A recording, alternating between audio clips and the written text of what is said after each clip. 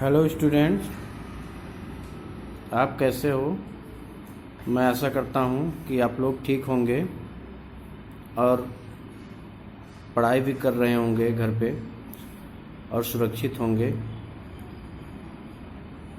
Social science के तहत आप लोगों को कई वीडियो प्राप्त हुई होगी। आप लोगों ने उसको समझा भी होगा और कॉपी में अपने लिखा भी होगा।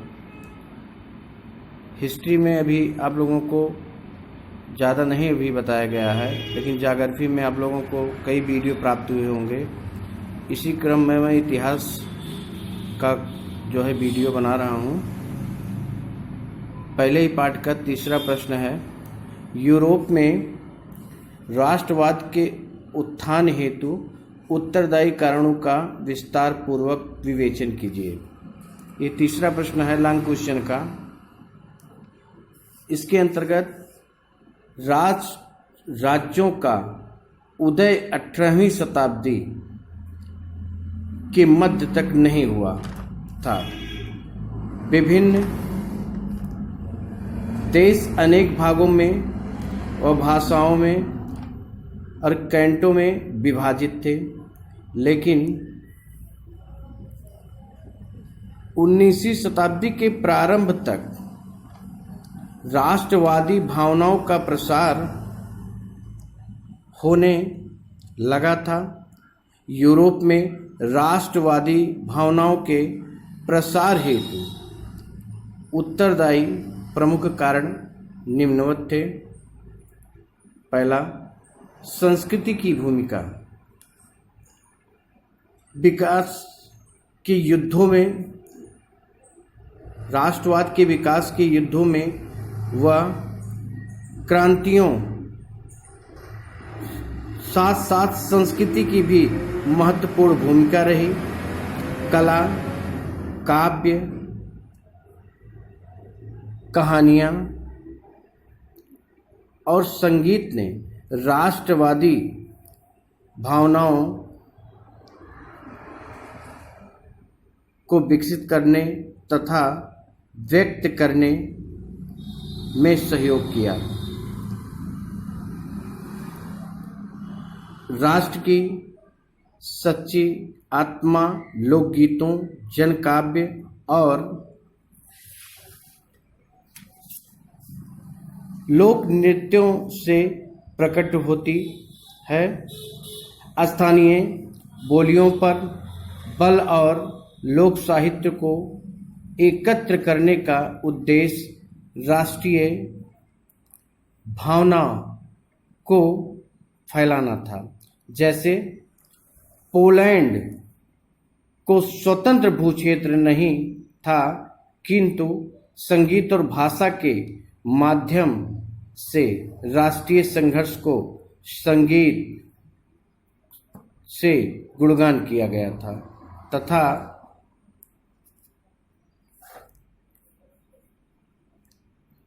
विभिन्न लोक नृत्यों को राष्ट्रीय प्रतीकों के रूप में बदल दिया गया।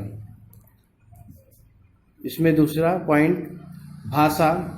भाषा ने भी राष्ट्रीय आंदोलनों के विकास में महत्वपूर्ण भूमिका निभाई। रूसी कब्जे के बाद पोलैंड में रूसी भाषा को लाद दिया गया। इसके सदस्यों ने राष्ट्रवादी विरोध के लिए भाषा को हथियार बनाया। चर्च के आयोजनों में पुलिस का प्रयोग हुआ। परिणाम स्वरूप पादरियों और बिशपों को जेल में डाल दिया गया। पोलिश भाषा रूसी प्रभुत्व के विरुद्ध संघर्षों के प्रतीक के रूप में देखी जाने लगी। जन विद्रोह। 1830 ईस्वी के दशक में जनसंख्या में तेजी से वृद्धि हुई। यूरोप के उन इलाकों में जहां कुलीन वर्ग अभी भी सत्ता में था, कृषक कर्ज के बोझ तले दबे थे।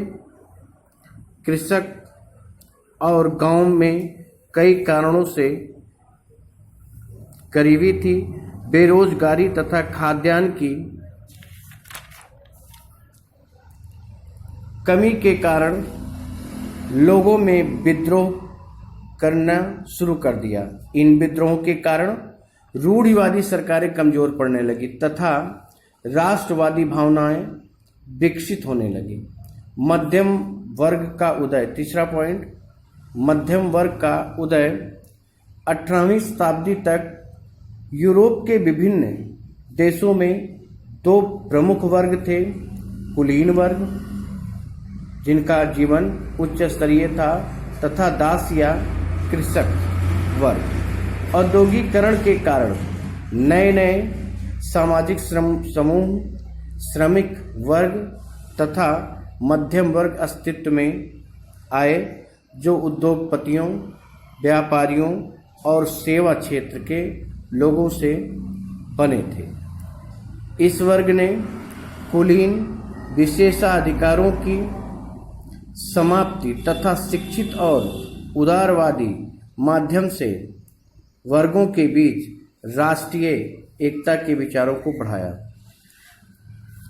पांचवा पॉइंट, उदारवादी विचारधारा का प्रारंभ 19वीं शताब्दी में यूरोप में एक नई विचारधारा पनपने लगी, उदारवाद।